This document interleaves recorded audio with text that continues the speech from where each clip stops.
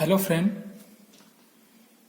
Inheritance पढ़ने की series में ये हमारा तीसरा लेक्चर है और इसमें हम हिरार्किकल इनहेरिटेंस के बारे में पढ़ेंगे।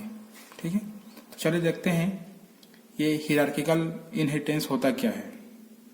ठीक है, हिरार्किकल इनहेरिटेंस में एक बेस क्लास होता है, जैसे मान लो ए, और बहुत सारे डिराइव क्लास होते हैं, जैसे कि ए, बी, सी, इधर डी भी हो सकता है। ठीक है, ऐसे करके।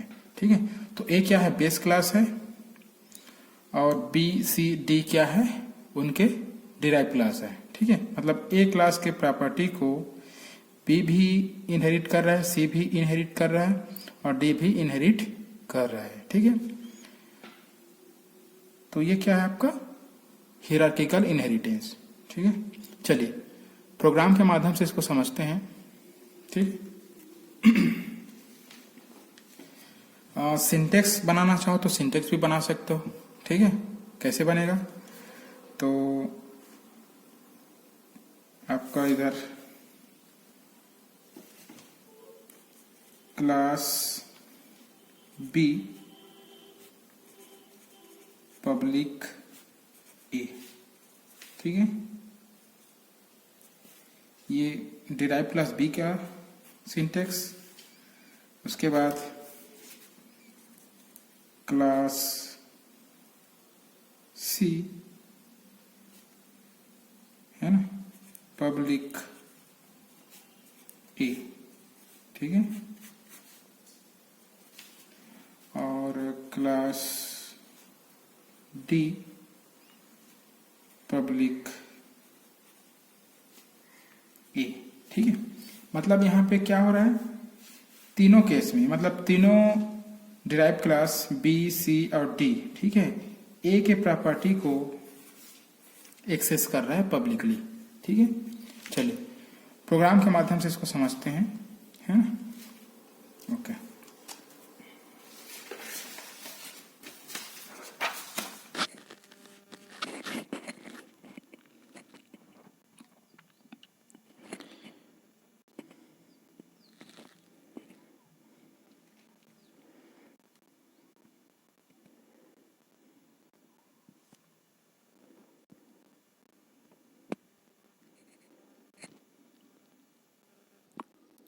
चलिए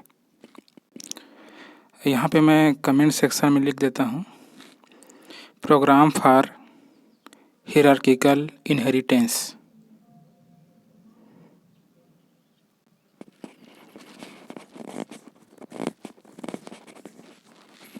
उसके बाद header file has include iostream.h।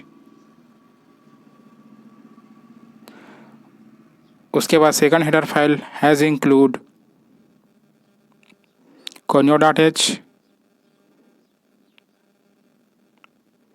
उसके बाद यहाँ पे आप क्लास ए जो कि बेस क्लास है, सुपर क्लास। उसके बाद क्लास बी जो कि क्लास ए के प्रॉपर्टी को इनहेरिट करेगी, तो पब्लिक ए।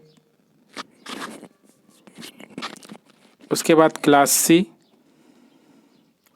का भी स्ट्रक्चर बना देते हैं, क्लास सी कोलन। उसके बाद विजिबिलिटी मोड पब्लिक और class A, opening brace, closing brace. उसके बाद क्लास डी और visibility mode public, class A. मतलब यहाँ पे class B, class C, class D है ना, तीनों क्लास ए के प्रॉपर्टी को एक्सेस करेंगे। ठीक है, चलिए क्लास ए को डिफाइन करते हैं। पब्लिक एरिया यहाँ पे डिक्लेयर करते हैं। पब्लिक में हम दो इंटीजर वेरिएबल ए और बी डिक्लेयर करते हैं, और यहाँ पे एक कंस्ट्रक्टर ए, ठीक है, लेते हैं। और इस कंस्ट्रक्टर में ए और बी को वैल्यू देते हैं, है ना, वैल्यू असाइन करते हैं। चलिए, ए में दे दिए 10, बी में 20। उसके बाद अब एक और फंक्शन लेंगे वाइड शो करके, और इसकी सहायता से ए और बी की जो वैल्यू है उसको हम प्रिंट करा देंगे स्क्रीन में। Cout a equal to a endl, line को इन करने के लिए। उसके बाद सी आउट बी और बी इन एल, ठीक है। उसके बाद ये आपका क्लास ए डिफाइन हो चुका है। अब चलते हैं क्लास बी में, है ना। और यहाँ पे प्राइवेट मेंबर लेते हैं, प्राइवेट भी ले सकते हैं या फिर प्रोटेक्टेड भी ले सकते हैं, है ना। तो ये जैसे हम यहाँ पे प्राइवेट नहीं लिखते तो बाय डिफ़ॉल्ट वो प्राइवेट होगा, है ना, इंट सी। और पब्लिक सेक्शन में हम लेते हैं फंक्शन वाइड एड करके, है ना। अब हमको क्लास ए के प्रॉपर्टी को हमको एक्सेस करना है क्लास बी में, ठीक है।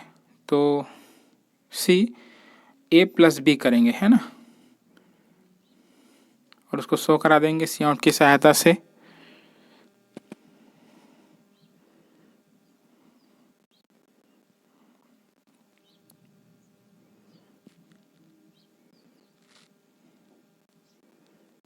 ठीक है, ये आपका क्लास बी भी डिफाइन हो चुका। अब क्लास सी में चलते हैं। क्लास सी में प्राइवेट मेंबर डी और पब्लिक मेंबर में हम लेंगे एक फंक्शन वाइड मल्टी करके, मल्टीप्लिकेशन करना है हम ए और बी में, है ना, और उसको डी में स्टोर कराना है और फिर उसको प्रिंट कराना है। डी असाइनमेंट ऑपरेटर ए इंटू बी, है ना। उसके बाद सी आउट की सहायता से प्रिंट कराते हैं उसको ए इंटू बी को, है ना, जिसका रिजल्ट डी में स्टोर है।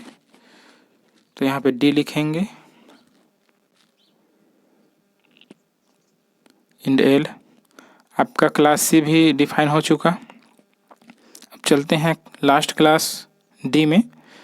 पब्लिक मेंबर में लेते हैं ई, इंटीजर है, सॉरी प्राइवेट में, और पब्लिक में लेते हैं एक फंक्शन डिव करके, डिवीज़न करना है उसके लिए। और यहाँ पे ए बी डिवाइडेड बाय ए, है ना, और करेंगे और उसकी वैल्यू को ई में स्टोर करा देते हैं और सी आउट की सहायता से इसको प्रिंट भी करा देते हैं।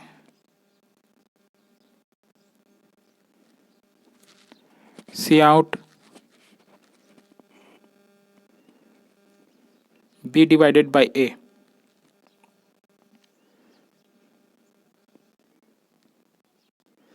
ई और इंड एल।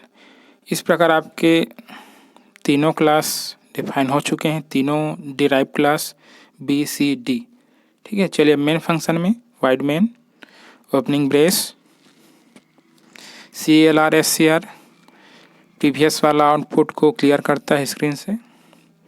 उसके बाद ऑब्जेक्ट बनाएंगे ए का A1, क्लास बी का B1